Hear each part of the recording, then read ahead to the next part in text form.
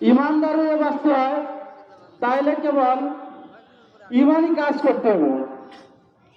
কিন্তু ইমানই কাজ করার মতন মনে ইচ্ছা, আকাঙ্ক্ষা, ভালোবাসা আছে, কিন্তু অনেকেরই বা সবারই কিন্তু করার মতন জাগতিক শক্তি আমাদেরকে দেয় নাই। কথা ঠিক আছে?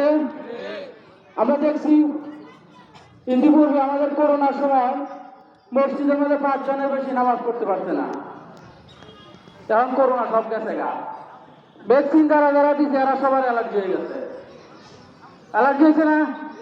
এখন অ্যালার্জির ওষুধ খাইতে খাইতে যারা অ্যালার্জি চর্ম বিশেষজ্ঞ আছে সবাই 700 টাকা করে বিজারে টাকা, প্রচুর টাকা কামাইতেছে, কিন্তু আমাদের যে সাধারণ পাবলিক, সাধারণ জনগণের কিন্তু প্রচুর ক্ষতি হয়ে গেছে।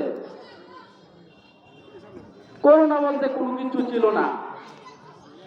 9টা রোগের সমন্বয়ে করোনার ভ্যাকসিন, 9টা রোগের সমন্বয়ে। এই করোনার উপজেলা কমিটির মধ্যে আমিও ছিলাম।